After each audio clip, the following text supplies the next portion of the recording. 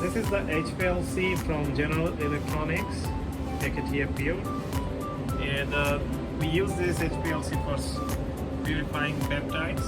We use two different solvents here. One is mostly water, and another is acetonitrile. We use several columns. This one is the preparatory column. This one is the semi-preparatory column, and sometimes we also use the analytical columns, which is available here. This one, analytical columns. These columns actually defines the pathway of purification process. For the preparatory column, the path length is much more longer compared to the semi-preparatory column. For this reason, this preparatory column is more efficient for separating bulk amount of peptides, and but for the semi-preparatory column, if you have uniform type of peptides, it will separate the peptides with a single peak. And if we see the hyperloop for this system is different. Maximum we can inject here is 50 ml.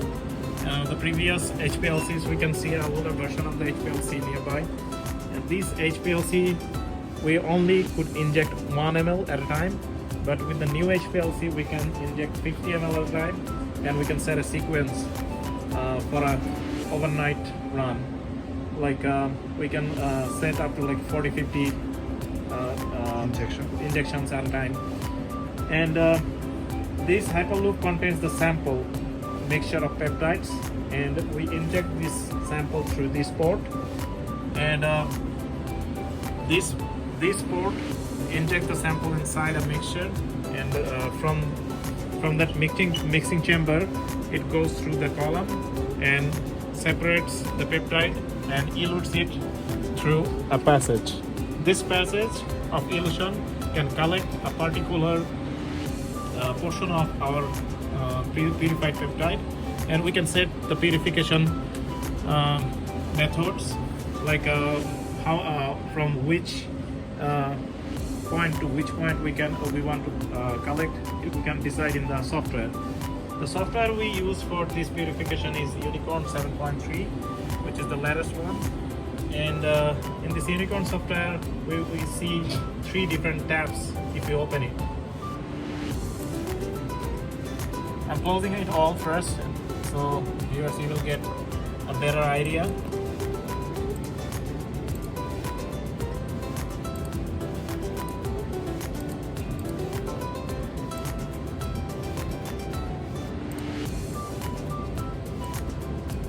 Okay, so if we start the software, we can see that it is asking that how many tabs we want at the beginning. So for my purpose, I use all of them: administration, system control, evaluation, and method editor. All of them have different functions there. So this is the administration software. We can actually control which tabs are going to open or not. And this is the evaluation tab. From this, we can see the result of the purification. Here I can open any of the results. You can see this is one of the last purified peptides. We found a single purified peak here, and we used the semi-prep column for this purification. And this is the method editor section. We can define which method we are going to use and which portion we are going to collect.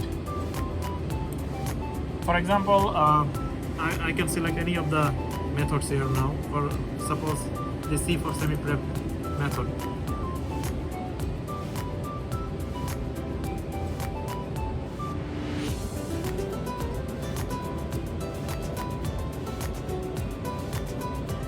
This method has different tabs. You can manually prepare a method. All of these methods are prepared separately, and we started with the method setting first, and then we also added the equilibration column and then another equilibration column for our peptide. Depending on the compounds you are purifying, you need to change all of these things. And after you set the method, you need to change only 1 or 2 things, like how much sample you want to inject. We will define here. For each of my run, I decided to inject 1.5 ml with the semi-thread column, which actually gives much more smoother purification and uniform single peak. If it is 1.2 to 2 ml, the sample application. Is this flow rate always 0.1 milliliter per minute, or you can change it? We can change the flow rate. Flow rate is a very vital thing actually. Depending on the flow rate, your time will be different here. If you go down, you can see a graph here. This graph actually shows each of the portions. Like I clicked on the sample application time is showing here. It's in the CV, but you can change it to minute. So you can see the minutes. If I inject 1.5 ml, it will take 16 minutes. And if I increase the flow rate, you will see this time will be reduced. For example, I'm giving it like 0.5 ml. And you have to save it. And now, if I go to the sample application, you can see it reduced to 4 minutes only. So is this the gradient actually, this graph? The following is the gradient. This process we are using the gradient purification. The gradient is used mostly in the elution part, and the rest of the thing is for like Initially just isolating, right? yeah, initially for equilibration and defining the sample application depending on the column.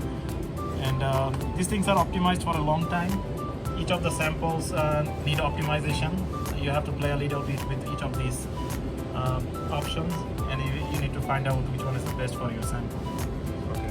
And after the sample application, I will go back to 0.1 ml because this is the best for my peptide application. And so my sample volume will be 1.5, and now I will go to the elution part. You can see the elution part is divided into two portions. The first, here you will see a break, and there after the break there is another elution part. If I click on this one, you will find the second elution on this tab. Okay. Yeah, the second elution, if I click on that one, the graph will be showing the second part. If I click on the first one, it will show the first one. So you can individually select and define all of these things. So our starting point was 5% of the solvent B. The solvent B was acetonitrile initially I showed, and the first solution will be ended at 37% of the solvent B. So when the solvent B will gradually increase to 37%, this first solution will be stopped and the second solution will be started. And you can also decide the column volume for this, how much of the solvent you want to pass through the column. So we decided 1.35 according to our sample, that suits best. And the second illusion you see, the second part of the graph, this one started from 37% of the B because we ended 37% of the B in the first illusion. And this illusion will end at 80%. You can change this percentage according to your sample, but we found that 80% is good enough for separating our peptides. And the second part is more important for smaller peptide purification. The second peptide actually elutes the peptides if it is containing amino acids 20 to 40, 60 amino acids. 20 to 60 amino acids, you will find this region. And if the amino acids are organic, you will find it later part of the B.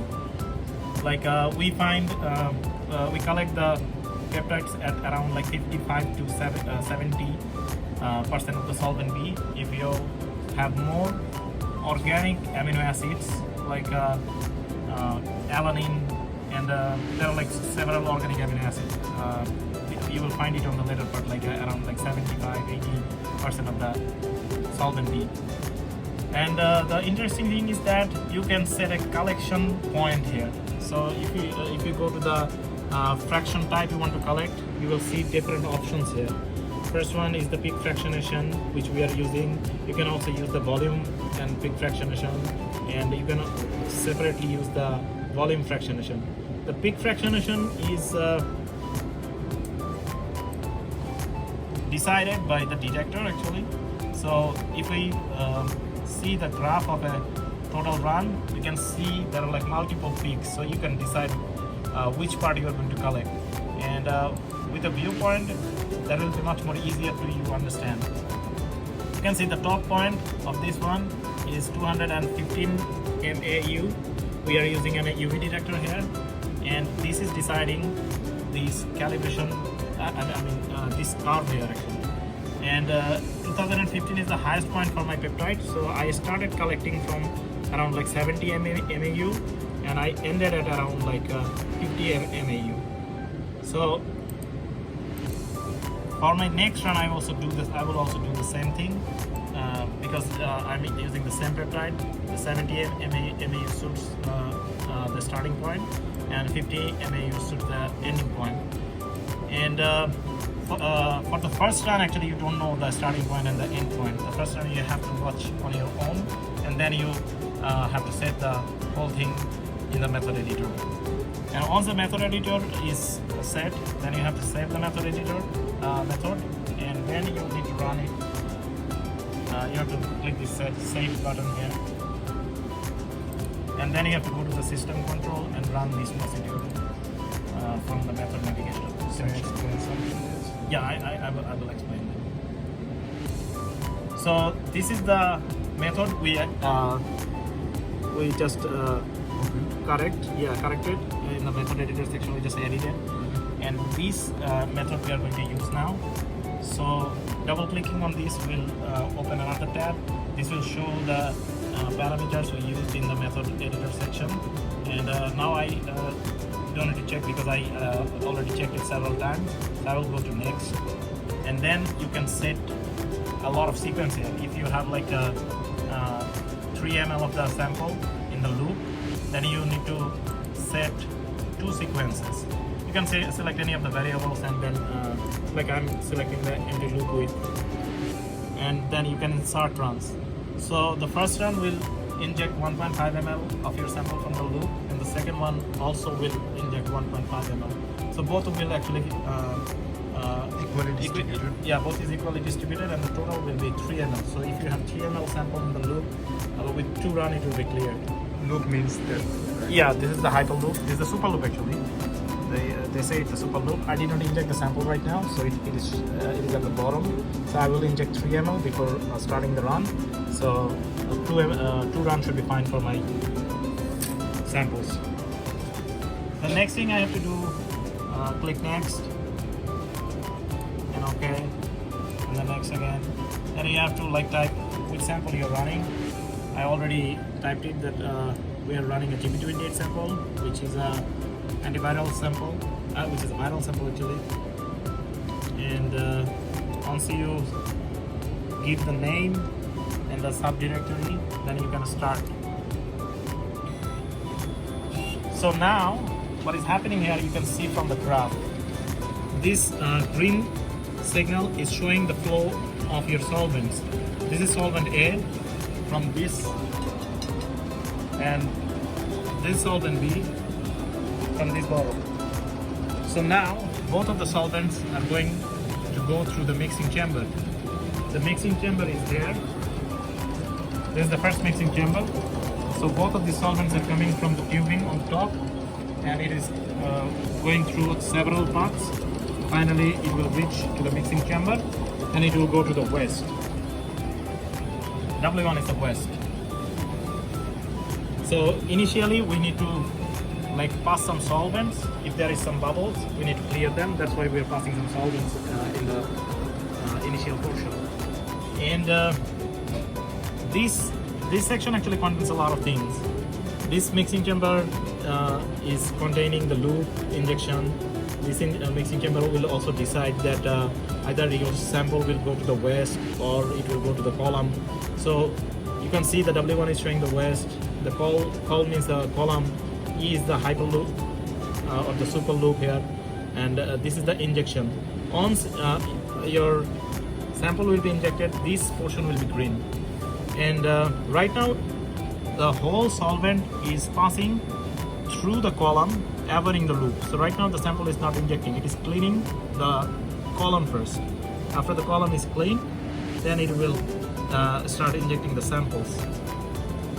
And now you can see on the top, it is started to show some graphs here. The first one is the blue one is showing the UV, which is a parameter for detecting your amount of peptides, and then it also shows with the greenish one is showing the system pressure. The system pressure is showing some stable signal here, and the green straight line is showing the concentration B percentage here. So right now it is at 5%. If you click on this concentration B, you can see it is stable at 5%. We started at the 5%. Where did you click? You have to click on each of these parameters. Oh, okay. So if I click on the system pressure, it will be shown on the y-axis. So now the system pressure is at around like 5 megapascal.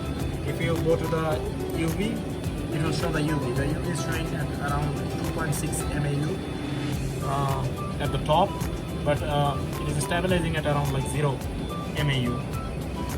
The whole process will continue for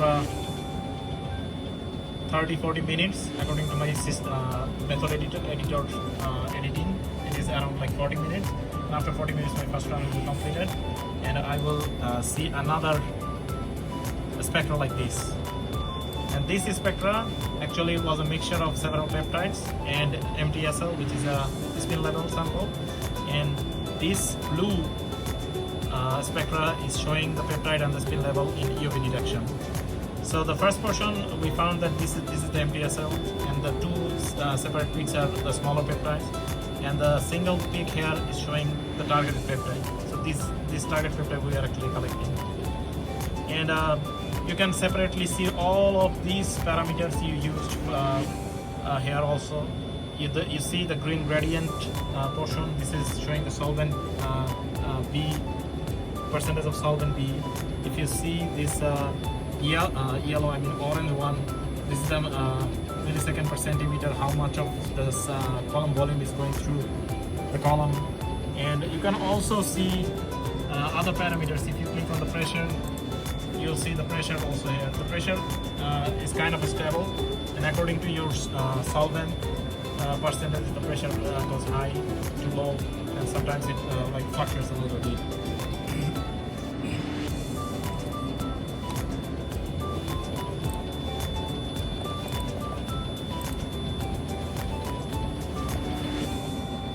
Thank you. You can see after the first equilibration part, it ended here. The second equilibration, if we go back to the method editor section here, first equilibration done, second equilibration done. The next one is the sample application, and the sample application is now going on in this part. And we already set a flow rate of 0.1 ml per minute, and which is the exact flow rate is showing here right now. If the system pressure is higher or lower, the system will automatically shut off, and we have to reduce the flow rate if the system pressure is higher, and if the system pressure is very low, then we have to increase the flow rate a little bit. Now it become green, means the sample is going through the column. Yeah, this is the loop. Yeah, if you see the system is actually creating a pressure by passing the solvents through this loop, and this pressure is going to inject the sample from this part to the mixing chamber here, and that's why right now the green portion is showing on the loop, because the solvent is going through the loop and passing injecting the samples inside the column, and it will take some time. It will take at around like 15 minutes according to my method editor, and after 15 minutes it will start the elution part.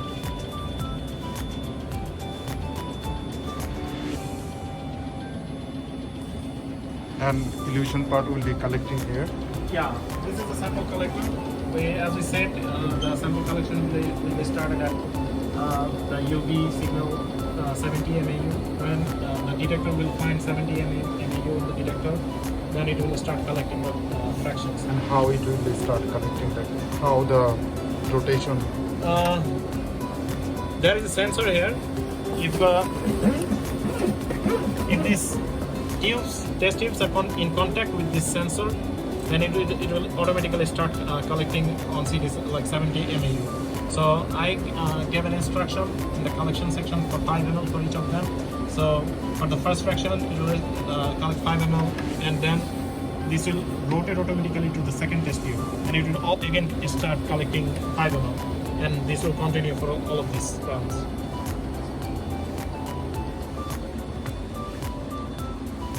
It's a good system.